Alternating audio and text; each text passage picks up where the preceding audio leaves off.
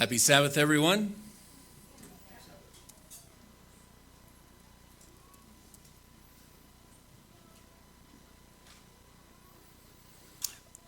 This message was inspired by Jason Cooley. Jason Cooley, when he spoke on the last Sabbath of June, he gave a sermon on Leviticus. And for me, I love the book of Leviticus, and I think young Mr. Jones, the youngest of the Jones family, he also raised his hand when he said that Leviticus was his top 5 books of the Bible. And I want to apologize to Mr. Moliere that he's heard most of this message before, but I have improved it, I hope, for him. He's the only gentleman I remember being up in Loveland when I gave this in July. So I want to consider that my title is Impure to Pure. Only God can make us pure. So the leprosy that we know of, that's found throughout all the Bible, is absolutely important for us to know and learn about. My brother Derek and I, when we lived in Garden Grove, California in the 90s, we heard a really amazing sermon by Stephen Andrews on spiritual leprosy. It was phenomenal. This message will be something similar, but obviously a lot shorter. So the audience participation of this message is, how many people were cured or cleansed of leprosy in the Hebrew writings? Raise your hand if you think it was only 1. Raise your hand if you think it was 2. Raise your hand if you think it was 3. All right. Abstaining is not participating, but that's okay. We'll move along. It was a half raise, so Naaman the Syrian, Miriam, sister of Moses. And if you recall, Moses himself, when he put his hand into his bosom and brought it out, it was leprous, white as snow. That is 3 people. Now, because we're talking about the book of Leviticus, let's turn to the book of Matthew. Chapter 8, please. Matthew chapter 8, beginning in verse 1. Those of you taking notes, you can write down Mark 1, verses 40 through 45, and Luke 5, verses 12 through 16. I'm going to be using the Berean Standard Bible for the message today. When Jesus came down from the mountain, large crowds followed him. Suddenly a leper came and knelt before him, saying, "Lord, if you are willing, you can make me clean." All of us who have had health problems or still having health problems, those of us that remember Ruth Bennett and her struggles, and thankfully she has improved. My dear friend, Gates St. Denis in Canada, he had good news about his cancer report.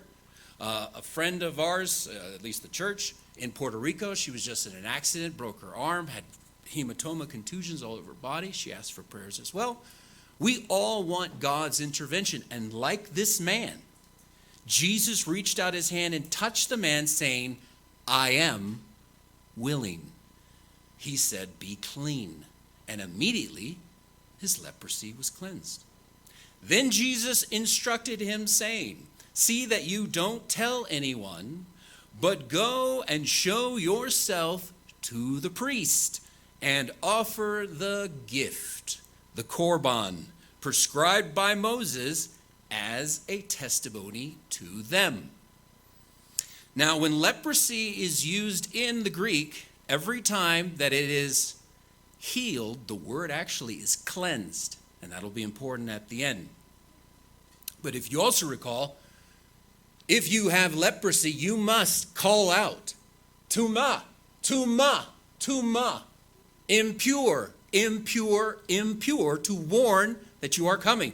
You can never cover your head, and you must wear torn clothing as a sign of mourning. So imagine let's go to Leviticus chapter 14, please. Leviticus 14. And we're going to look at that gift that Jesus commanded the cleansed leper to offer. Once the priest, beginning in verse 2, once the priest is called out of the camp, he will examine the man. The man's going to do the hokey pokey. He's going to turn. The priest sees that he's cleansed. Okay, this is what you got to do next. You are going to, in verse 4, you shall take 2 cleansed birds alive and clean. The word is tahor, meaning pure. You are going to take cedar wood, scarlet, and hyssop. And the priest is going to command the man to kill one of those clean birds and put the blood into an earthen vessel. The word is also clay pot.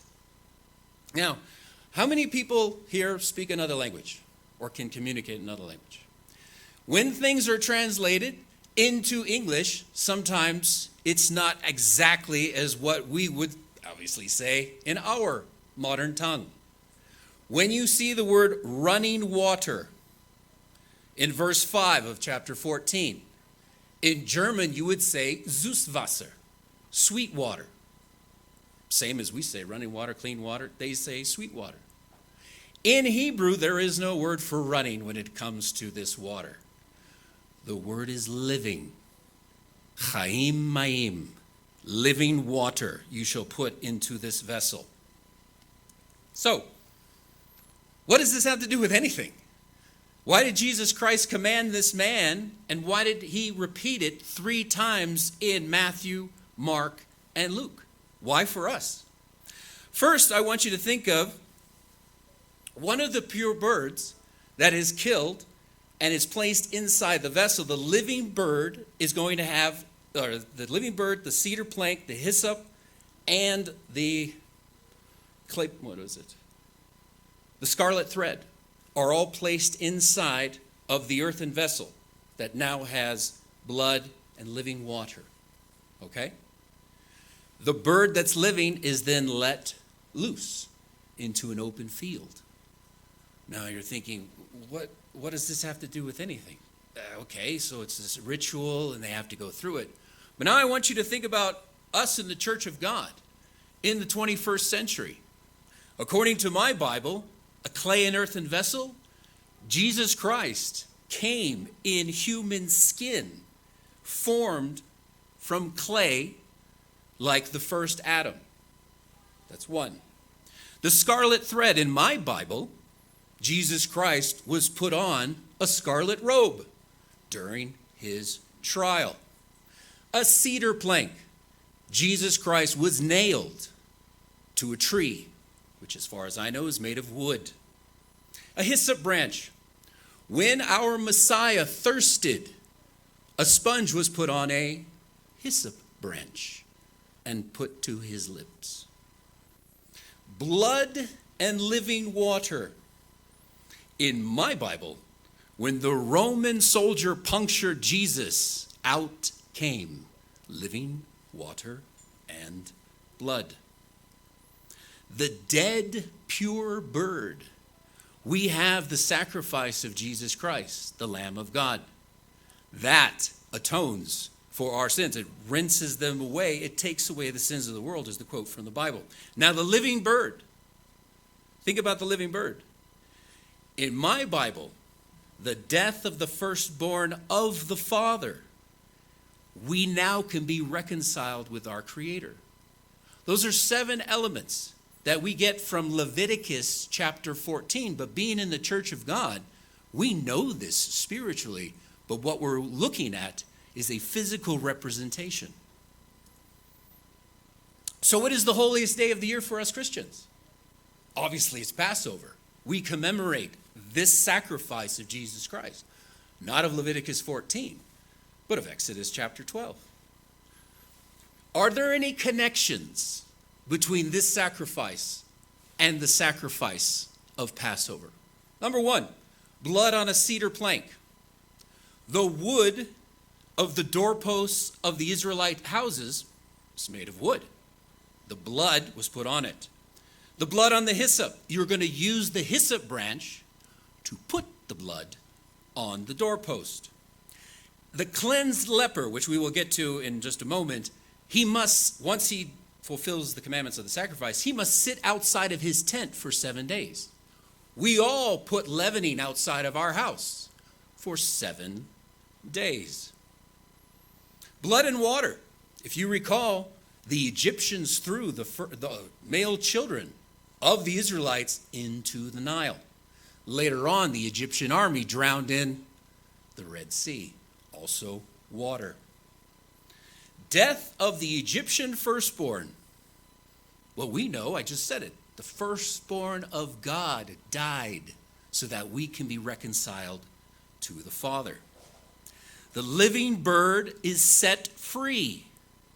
If you recall, Israel became a nation, no longer just a family of Jacob, and they left Egypt as a family.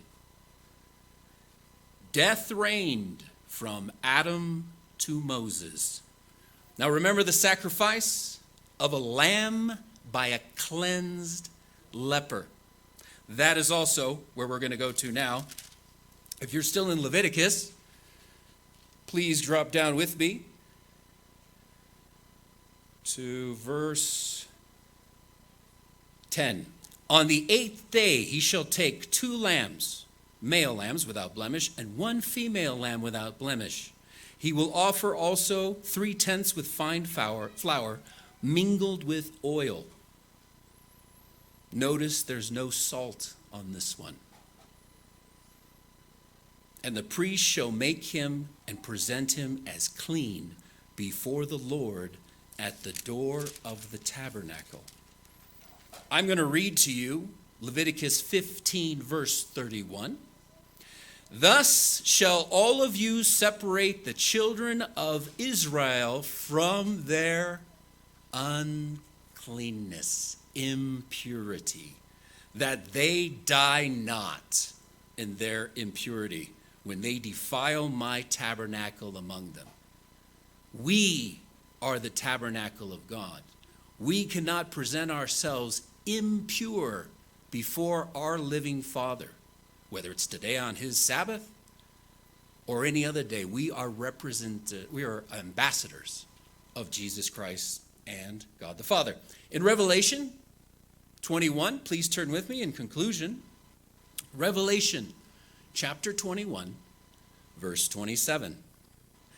But nothing unclean or impure will enter it, meaning the kingdom of God, nor anyone who practices an abomination, which if you look in Leviticus 11 you will find, or a lie, but only those whose names are written in the Lamb's book of life. Only the God of this book, the Holy Bible, can change what was impure to pure. And that constitutes all of us.